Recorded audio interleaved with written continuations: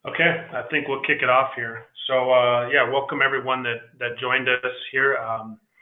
My name is Brandon Van Cleve. I'm the Vice President here at Pine Cove Consulting.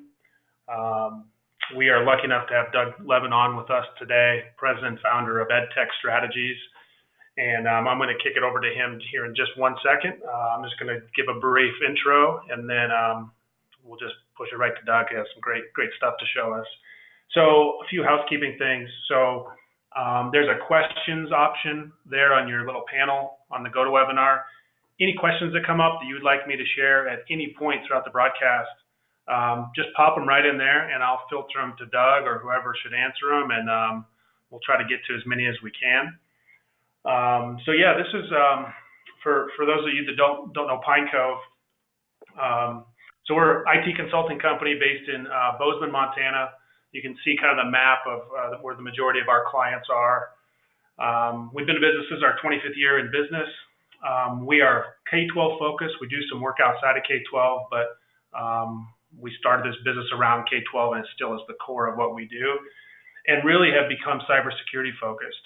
25 years ago, we certainly weren't cybersecurity focused, but 25 years ago, you probably weren't worried about cybersecurity, and that's why we're all here today. So we've really evolved and really understood that this is something we had to take ownership of to help protect and educate our customers and non-customers. And that's why we do these webinars. I think for those of you that attended other webinars, we try to do these around every 2 or 3 months. We'll have different content that comes out. We do record this, so this is recorded and will be posted on our YouTube page for anyone that misses it or wants to reference it. And we will send that link out at the end of the presentation. So kind of just getting through us, that's who Pine Cove is, and this is kind of our mantra of why we started to produce this content. Basically our mission statement to our customers of why we're having these conversations. And it's basically, we believe your organization has either been attacked, is currently being attacked, or will be attacked by cyber criminals. So our mission is to provide you the knowledge, the vision, and the solutions to secure your critical assets. And so that's a lot of the things that we do for our customers is define what those critical assets are and figure out strategies to protect them. So that's all. You're going to have to listen to me. I'm going to kick it right over to Doug. I'm going to change presenters here, and we'll get started. But again, please, ask questions. Let's make this as engaging as we can, and really appreciate Doug joining us today. Great. Thank you very much. Brandon, want to confirm that you can see the title slide on my presentation? Yep, I see it. All right, terrific. Yeah, I'm really pleased. My thanks to Pine Cove for extending the invitation to allow me to present, I think, on this important topic. As I think you will hear as I go through my presentation, the sort of the orientation that Pine Cove has, that the best way to be thinking about cybersecurity in a K-12 setting, and really any technology-enabled business today, is that of one where you should be presuming breach, presuming attack, and I'm happy to share some context and lessons that I've learned from my work in K-12 cybersecurity that has happened over the last 18 months or so. Just some background on me so you have some context for my comments. I'm based inside the Beltway, as we say, in the Washington, D.C. area. I will note that we're in the midst of a summer thunderstorm, so I'm hopeful that that won't interrupt my connection.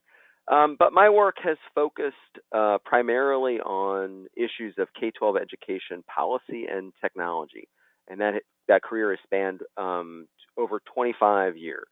And so I have advocated for more and better use of technology in education.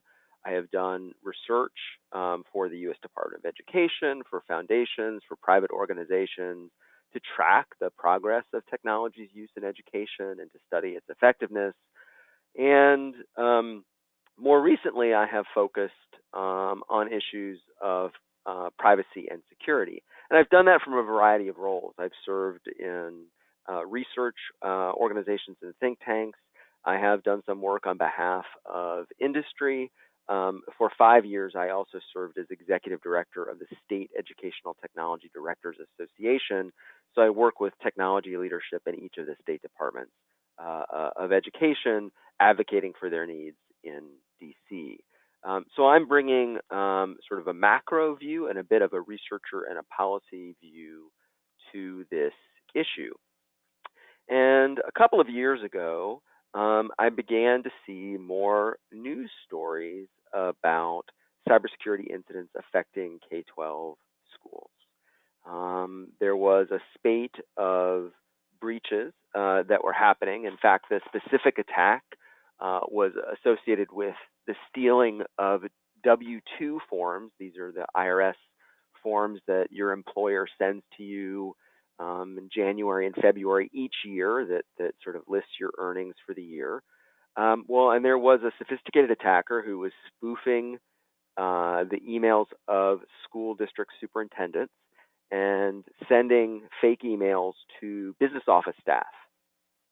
And essentially, the request went something like, this is an urgent request from the superintendent.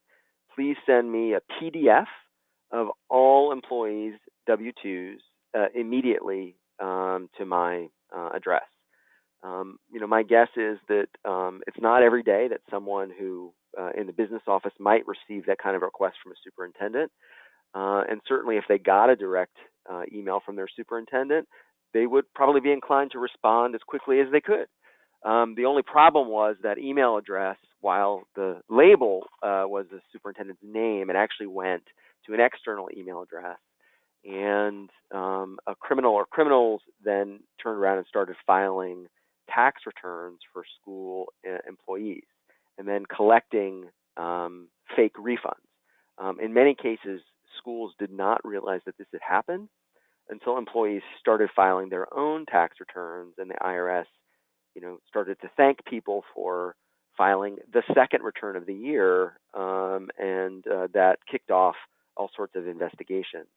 So as I started to see story after story about those sorts of incidents, and in fact, the IRS itself had issued a warning to school districts about those events, I began to wonder, is this a one-off, sort of occurrence, or are schools experiencing more sorts of cybersecurity incidents? Are people targeting schools? Is this happening more frequently? What are they after? And is student information something that they're concerned about? What are the nature of these attacks look like? How are schools responding?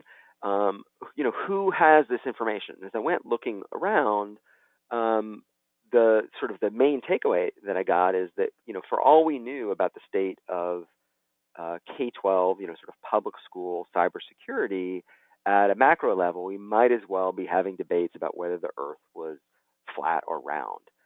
People just did not have this information assembled. Now, that's not to say that there aren't people who are tracking data breaches and cybersecurity incidents more broadly. People may be familiar, for instance, with the Verizon data breach report. There's a number of other services that track data breaches. But when they report on education issues in those reports, they're combining public and private schools. They're combining K-12 schools with community colleges and four-year institutions. And from where I sit, that just doesn't make a lot of sense. I mean, yes, broadly speaking, that's all the education sector, but colleges and universities are absolutely not the same thing as elementary and secondary schools.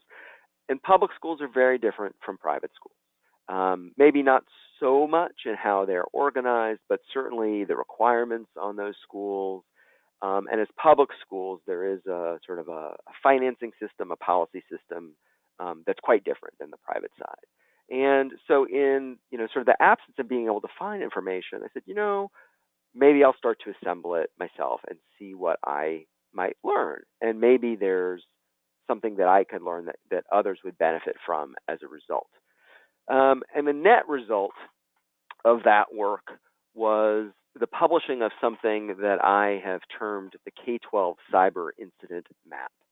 And it is literally a map of the United States. And from 2016 to the present, I have documented public reports of school cybersecurity incidents affecting U.S. public K-12 schools across the country. You may note that each one of those pins, those dots on the map, those are different colors, and those different colors represent different types of incidents.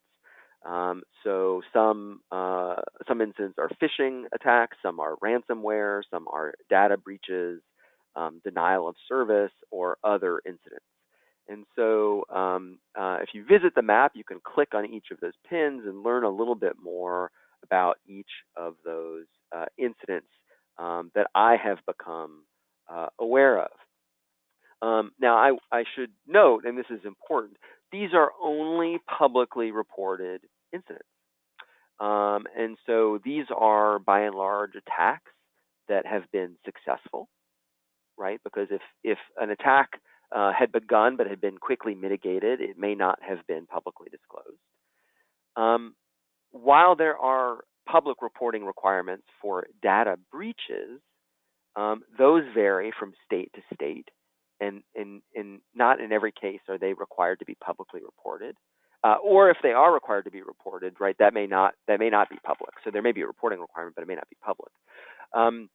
But a number of these incidents don't necessarily meet the threshold of a data breach, right? It may be stealing of money, it may be a disruption of service, it may be a whole variety of things that are not, strictly speaking, a data breach. And so those do not necessarily become public.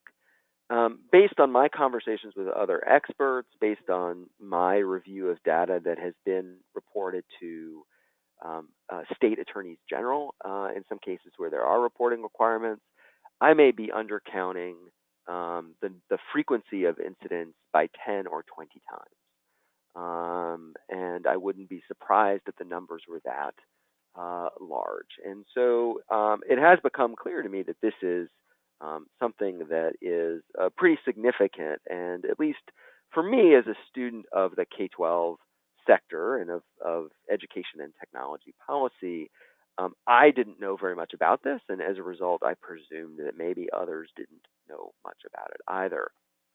Now, also at this website where the map is at K12cybersecurity.com, I've also assembled some K-12 specific resources. So there's a lot of detail about these incidents, video news reports, descriptions of the incidents, indications of sort of repeat incidents experienced by school districts. But I've also assembled what K-12 specific cybersecurity resources I have been able to find. And these are resources that have been produced by the federal government, by state governments, by research organizations and nonprofits. This is not information that is vendor underwritten or vendor sponsored. And I should note that all of this work has been self-funded. This is work that I believe is important and have wanted to share. So it's not sponsored work by anyone. And then about a couple of months ago, I've also started pushing out a newsletter every couple of weeks with news and information on incidents and that have changed over time or have come to light. So what I'm going to be sharing with you then are lessons that I have learned from assembling this unique database of cybersecurity related incidents affecting U.S. K-12 public schools from January 2016 to the present. The first thing I'm going to do is I'm going to talk about sort of the big three lessons that I've learned from this work. But I'm going to conclude in talking about three ways that school districts can respond.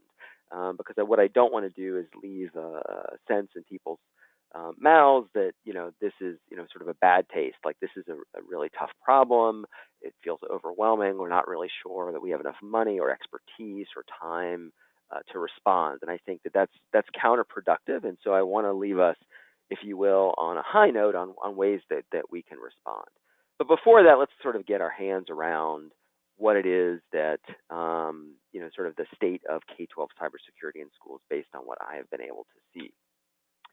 So I would say the first big lesson, really big picture lesson, is that it does appear that cyber incidents are becoming more common in schools. And I think of this as a bit of a good news, bad news story. And I say good news because, as I indicated in my introduction, I've spent my career working and advocating for more and better technology use in schools. More schools are one-to-one, are offering devices to students than ever before. Schools are relying on digital instructional materials. In many cases, state testing is shifting to be computer-based. Students can take courses online. These are all things that many people have been working on for years, and there's good reason to be excited about it.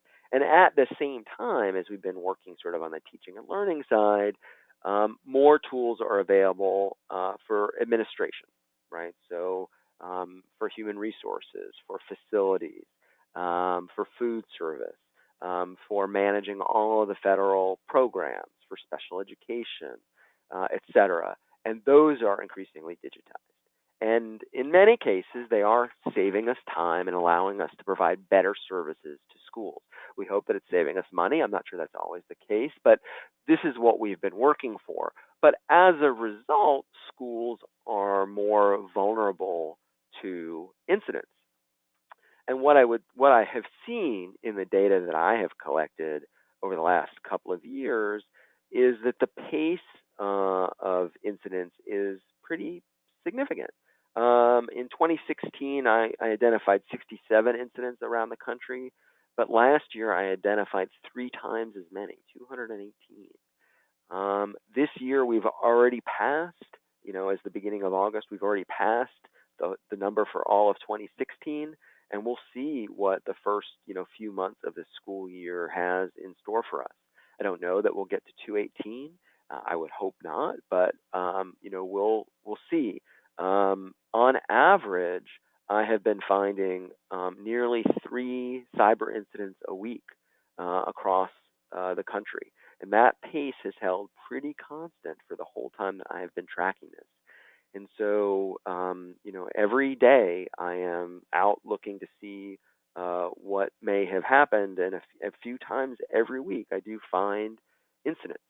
One of the things that has emerged over time as I've been tracking is that not every incident is happening in a new school district.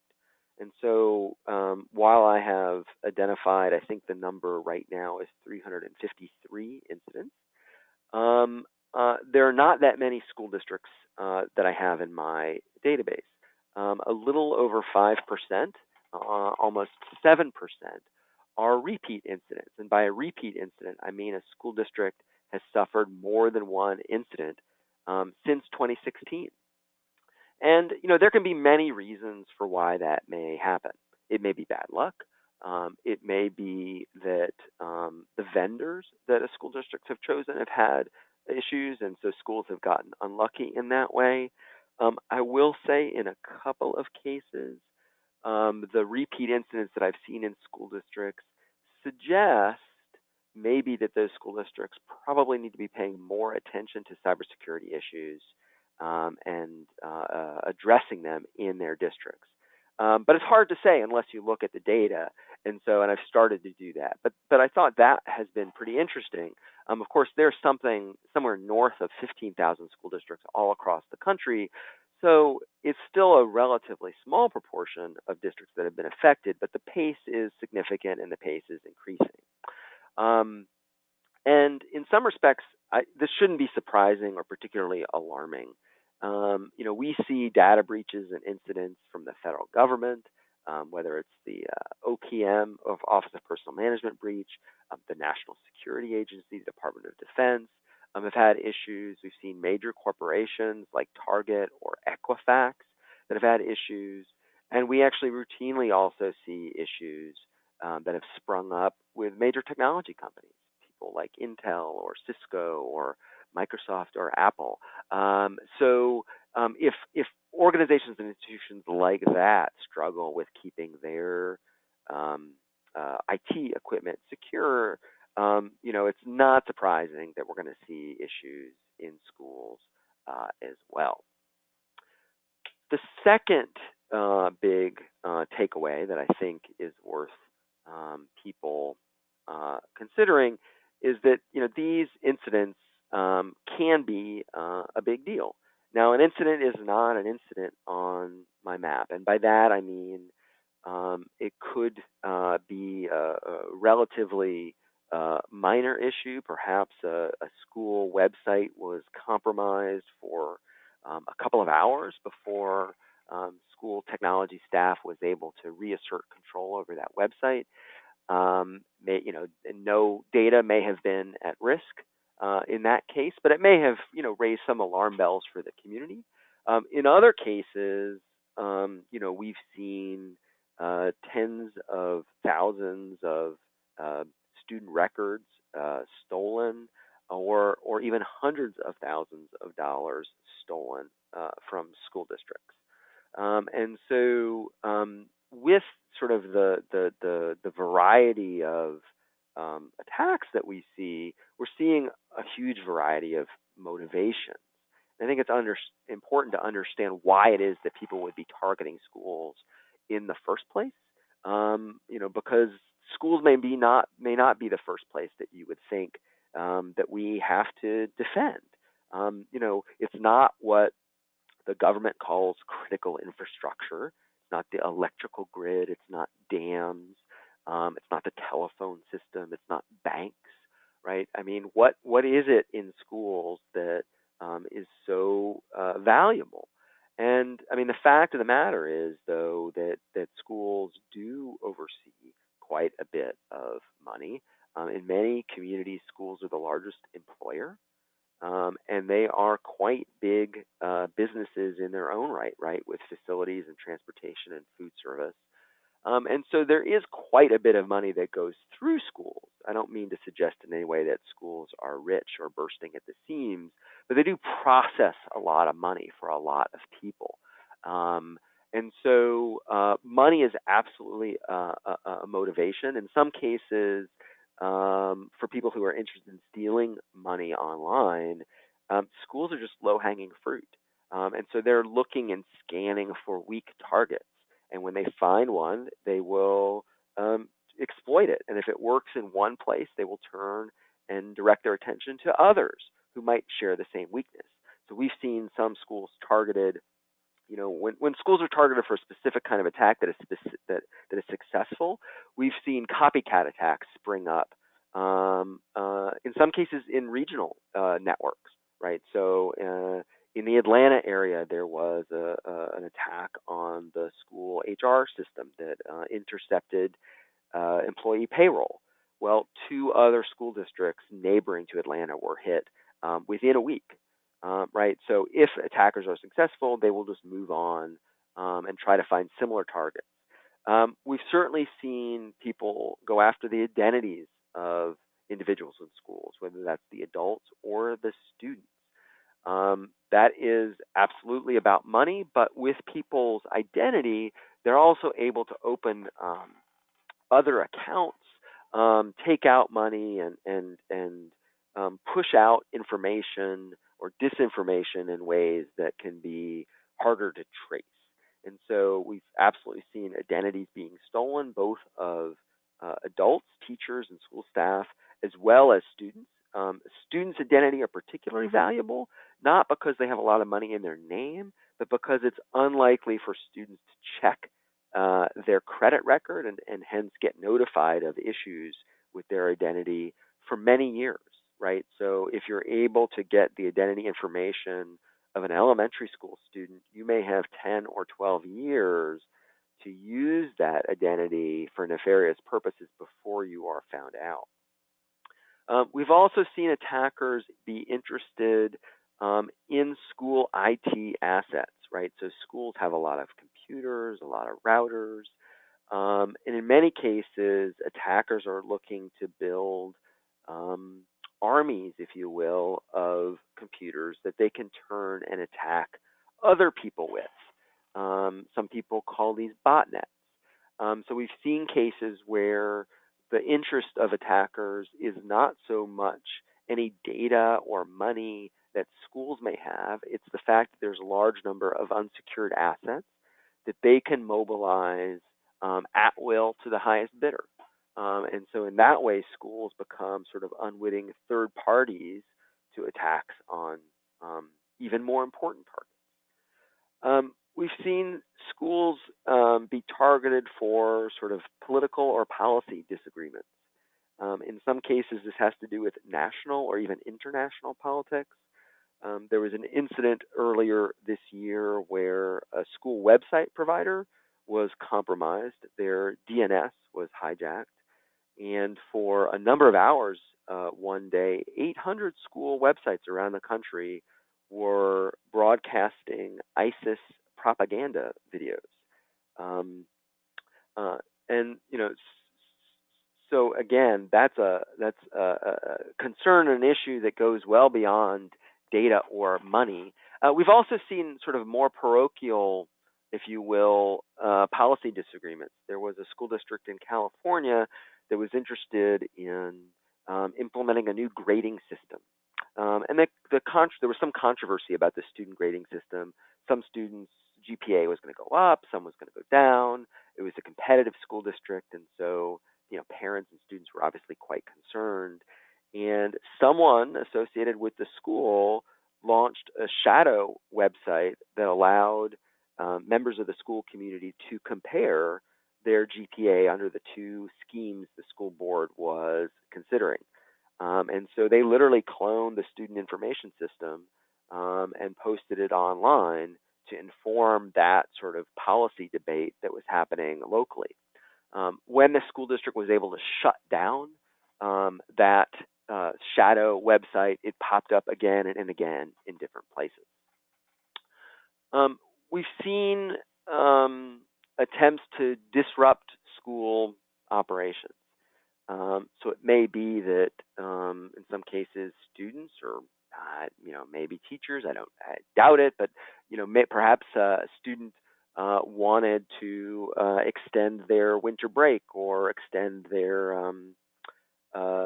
snow days during a weather event. So we've seen school communications or websites hijacked to confuse people about when schools are opening or closing.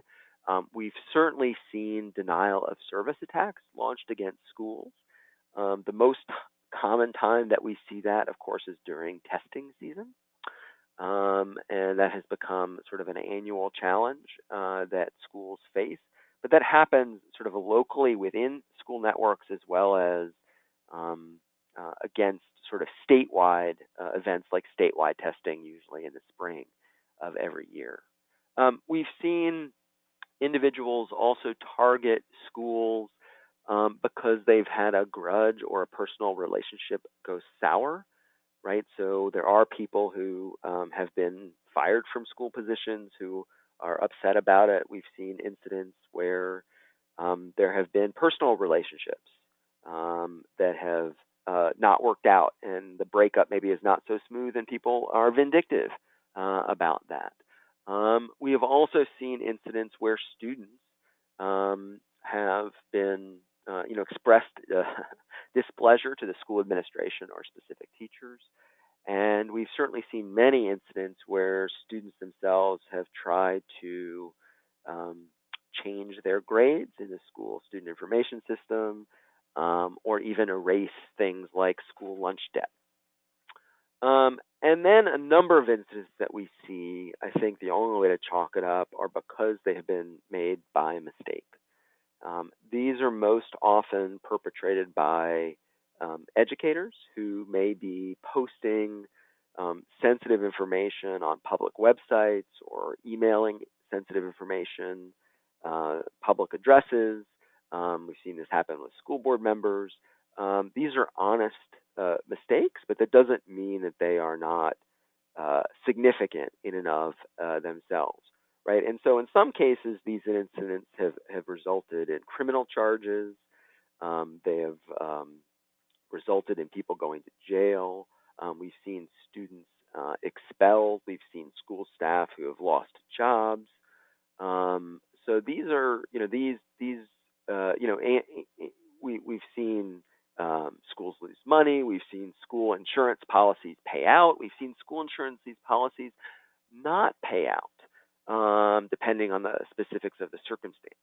So these can be quite a big deal. But I think, the one thing that I would just make sure that people think about in this context is, when we think about cybersecurity and hacking, we always have this vision, or we often have this vision of someone in a dark hoodie, sort of maybe working in an internet cafe, and maybe the Soviet Union, who is, looking to cause harm.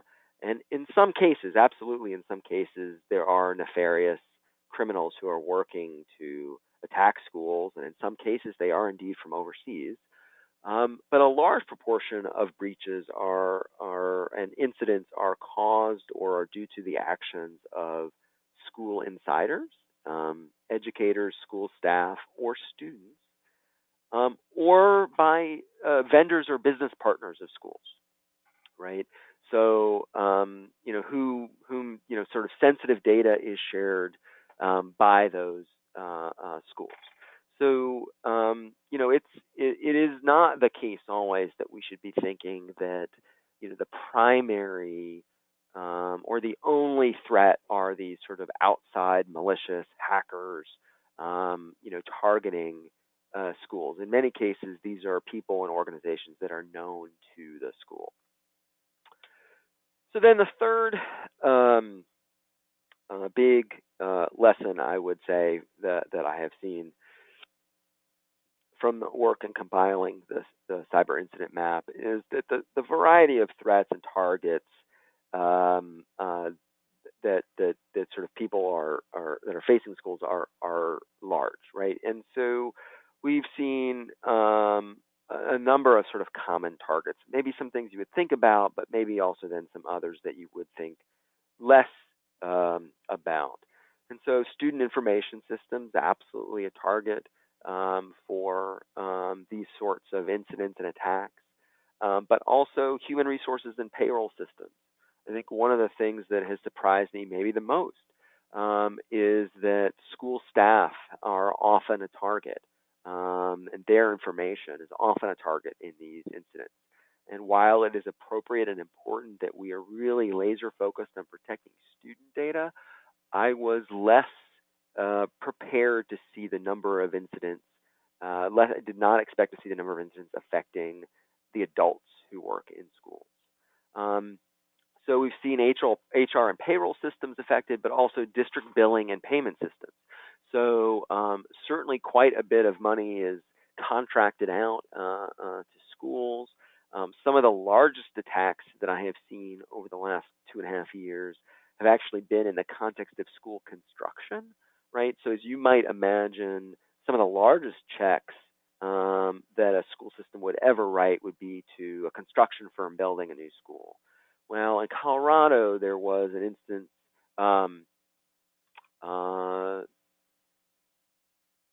Did we lose? Sorry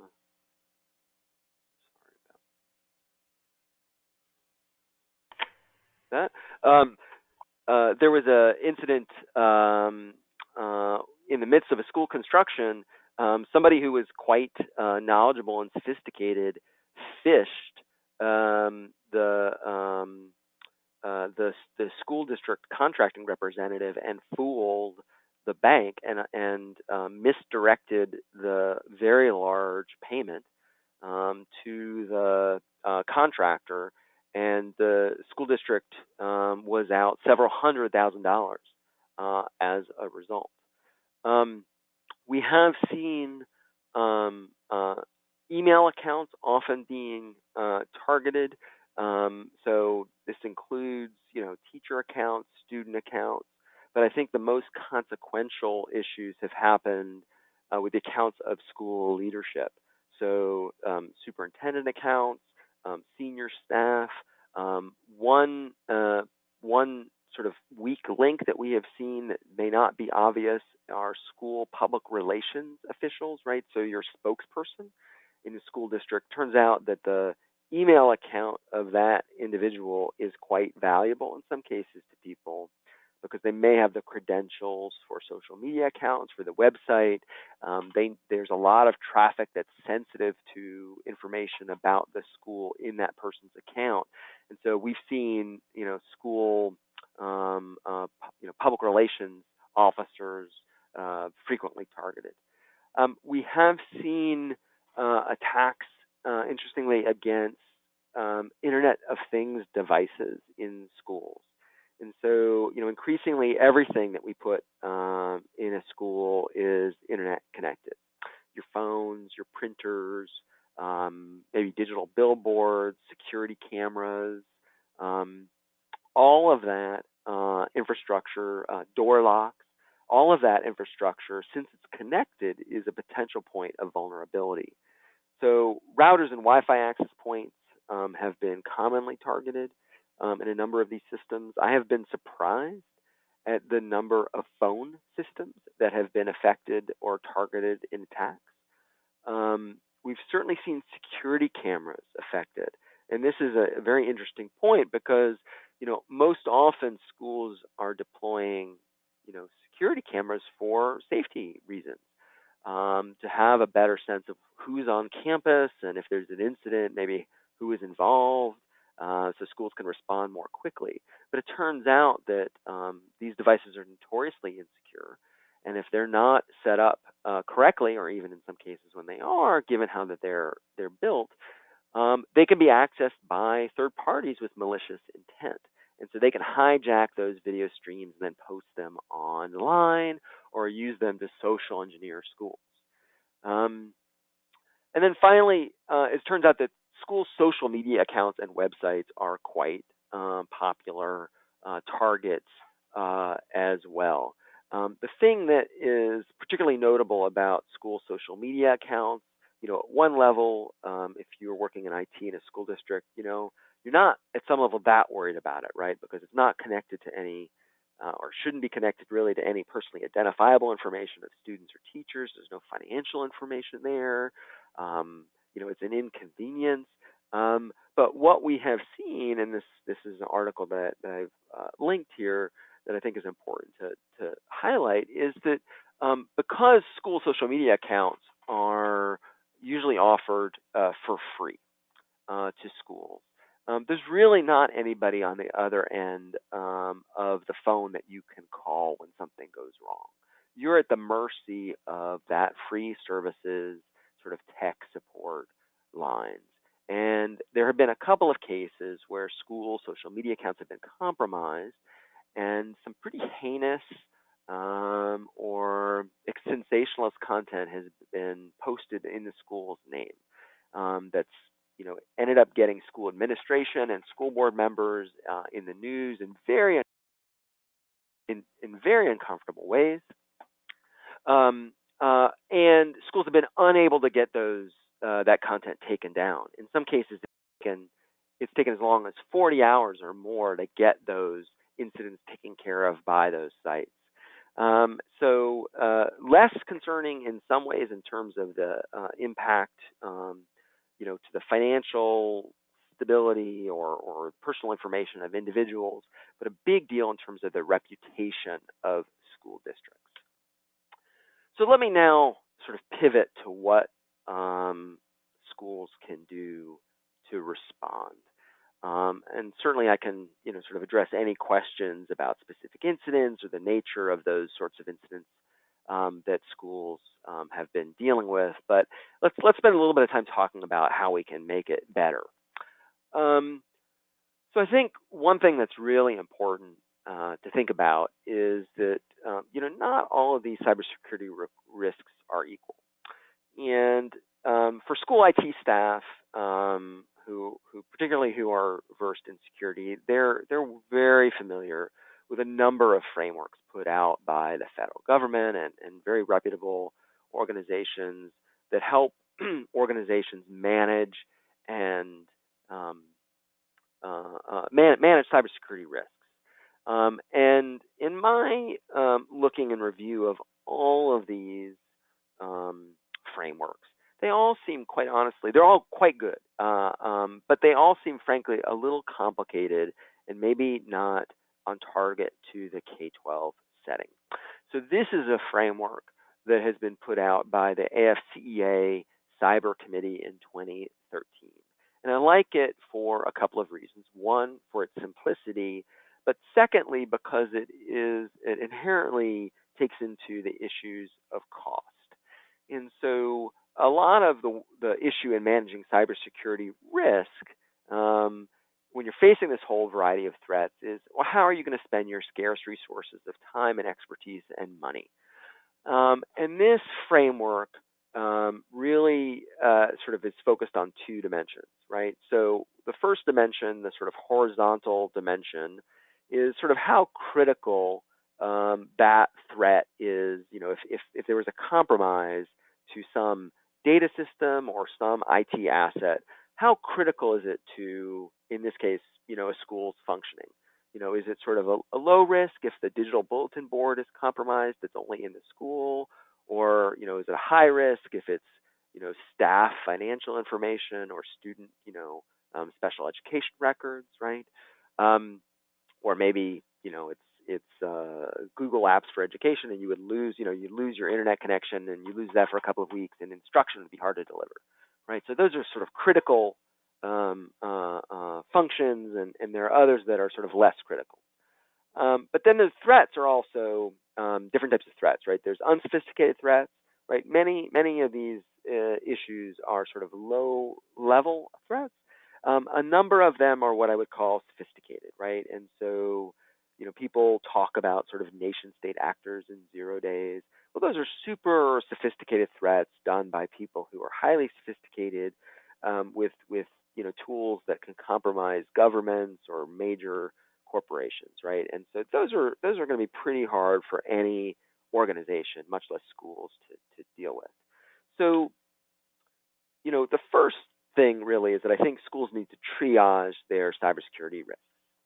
And for the unsophisticated risks, really, frankly, whether they are sort of low risk, I mean, sort of low criticality, or certainly for high criticality, you know, the unsophisticated risks, the ones that we understand, the ones that we have tools that work for, you know, we really need to just take ownership over those.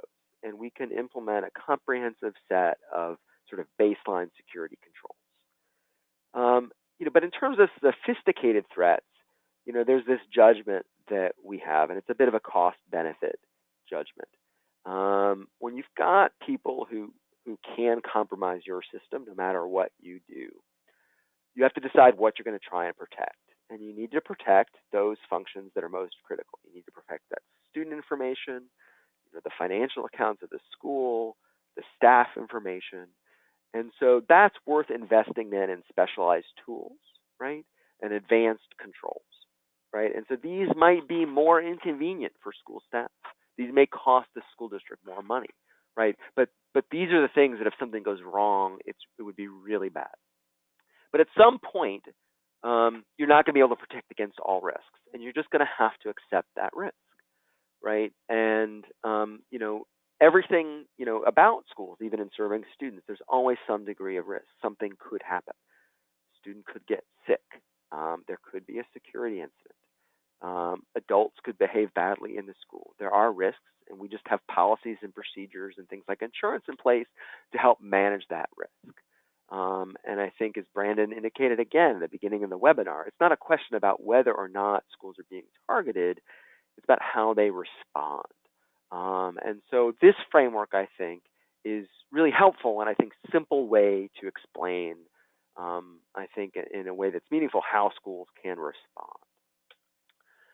Now, about those sort of common sense baseline controls, there's a variety of lists that exist that are terrific, that can help school IT staff respond to cybersecurity threats. CIS has the top 20 list. There's a number of other lists that are out there that are quite good. But based on what I have seen from data in assembling a K-12 cyber incident map, I see 4 things that would make a huge difference. And I might argue that 80 to 90% of all of the incidents that I've identified would not have been a big deal or not even happened if these 4 things were implemented well in schools. The first is having a backup strategy. So when schools are affected with malware or ransomware or some other disruption, one easy response is just to wipe those machines and reinstall them. In a number of cases where schools have really gotten into trouble with ransomware or malware, they have not been able to respond. In some cases, in some ransomware incidents, they have chosen to pay thousands of dollars to extortionists. We've also seen school districts that have been offline and lost, years of data or weeks of school time, school access to IT assets because they didn't have backup. And the only note that I would make, and for those who work in IT know this well, sort of a backup that has not been tested is really a fantasy. Those backups need to be tested, and there needs to be some offsite backup for those files as well, so they don't get affected by anything that gets nasty that gets into your systems. In some cases, we've seen schools have issues with out-of-date or legacy software, and so it's important to install those security patches when those are available. There are websites and tools that allow attackers to search for certain sort of software and unsecured ports online. And if you've not patched your systems, there will be people looking to exploit them if exploits exist. A big issue that I have seen is this third one. It has to do with sort of user authentication and password management. So password management is a bugaboo for schools. There's no question. There's so many services that people have and need to get to. They have logins. Students have login information. But we've seen a lot of incidents where passwords have been shared and they get exposed to people who shouldn't have access to them. We've seen passwords written on sticky notes and stuff, left next to computers that people have gotten. We've seen passwords still remaining active after staff have been fired or let go. And we've seen poor passwords where passwords have been guessed. And we see passwords reused, right? So if the poor public relations person in the school district's account has been compromised, it turns out that that same password also works for all the social media accounts and the website, et cetera, et cetera.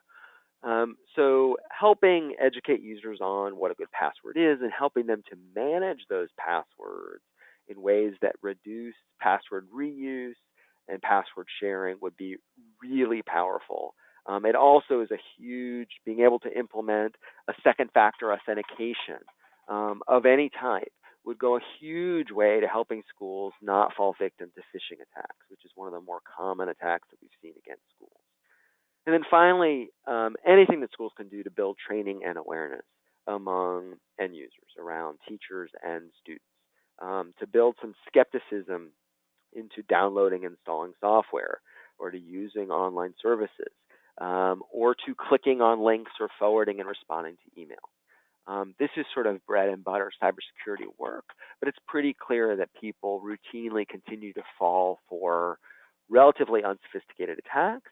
And while we can try to build IT tools and systems that prevent these things from happening, then we start dealing with false positives and the sort of diminishing returns. At the end of the day, we really do need a focus on training and awareness. In many respects, I think of this almost as a health issue. It's like everybody needs to get vaccinated because if one person gets sick, then sort of the whole community can get affected by it. And it's the same thing with cybersecurity issues. And then the third and final piece of advice I would give is particularly for IT staff to try to engage district management and leadership in these issues. There's no question that IT has a really important role. They probably have the lead role in dealing with these issues, but we're going to keep dealing with these issues and being challenged with them until leadership, meaning superintendent and in some cases school board, are also engaged in these topics. So I think it is the responsibility of school district leadership to define acceptable risks. So in that framework that I presented, school district leadership should be on board about what it is that is really the most critical functions that need the protection and where resources should be spent to protect them. They should be involved in defining the roles and responsibilities for teachers and staff and for students in terms of appropriate behavior and when to flag incidents and how to respond to challenges. I do believe it is a job of school district leadership to model good security behavior. I understand how challenging that may be, but it is really critical because in many cases they are specifically targeted as well. Certainly it's leadership's responsibility to allocate budget, both for baseline controls and the advanced controls. It is important for IT to play a role in that, of course, but at the end of the day, the school district needs to allocate enough money to defend, and manage these risks. And then for what they're not defending, right, it's important to get insurance, right, and to insure against maybe the absence of security controls or when they fail. And so nothing is perfect, and there's no guarantees. And so it's quite possible that you would see a failure as well. And then when there's a failure, leadership needs to be engaged with incident response. And the best time to develop those incident response plans are, of course, before an incident happens. And we've seen incidents that have been, frankly, relatively minor spin out of control because of poor incident response. And if school leadership doesn't think that these issues really speak to them, once there's an incident and parents and the media are calling them, they may likely change their tune. So it is best to be proactive. So to the extent that we can engage leadership, we're really going to be in a much better place. And then finally, I just want to close then with just offering some additional resources. So K-12 Cybersecure.com is now the site where I have published all of the cybersecurity resources that I have that are K-12 specific, including the cyber incident map, which is always kept up to date. I now publish a semi-monthly newsletter that has sort of news and information that's relevant to K-12 cybersecurity issues. And of course, I'd be delighted to follow up with anyone directly if there may be any way that I can help or to answer any questions about K-12 cybersecurity issues, and my contact information is published there on the screen. So I guess with that, I will close and turn it back over to Brandon. I'm certainly happy to address any questions or hear any comments that anyone may have. That's great. Thanks for that information. That was excellent. I have one question that I probably could answer, but I'll let you answer it as well after. But this is from Chris. I'd love to share this presentation, some of the highlights of the presentation with K-12 technology support people here in Illinois. What is the best way? From the Pine Cove side, we'll be sending you this recording. So since you attended, we'll be sending you that recording. So that's an easy way. But also, Doug has his information right up here on the screen, and you're more than welcome to reach out to him for that information. So by all means. And just Chris gave some great feedback, awesome presentation. So thanks for the feedback to Doug. And the one thing I just kind of have a comment just on my side, and particularly to the leadership slide at the end. I agree with that wholeheartedly, and to the fact of I use this comment all the time is, we hear from leadership inside of school districts or even business. When we ask them how their cybersecurity practice is and how confident they feel, and they many times just defer it to their IT staff. And the point I try to make is, if you were to have some type of public breach, who's the newspaper or the school board or the community going to point the finger at? It's not going to be the IT person. They're going to point to you and say, superintendent or principal or whoever that is, how did you let this happen to our kids?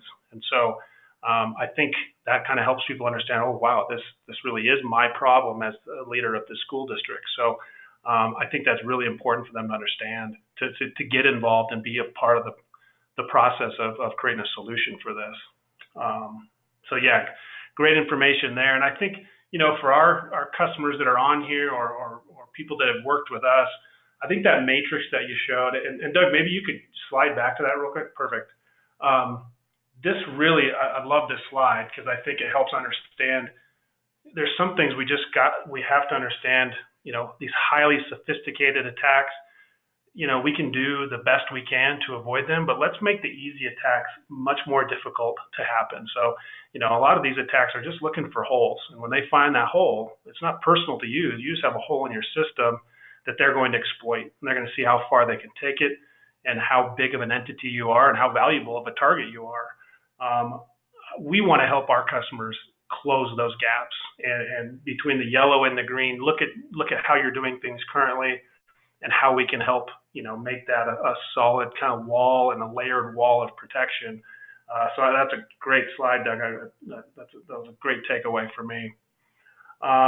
Let's see. I think we're done with questions. Doug, if you have anything else, obviously you can jump in. But again, I really appreciate the time and energy and syncing up with us. We've obviously been following you from afar because really the first person or entity that we've found focusing on cybersecurity in K-12 specifically. So we love the content, and we really appreciate you coming on and talking to our audience.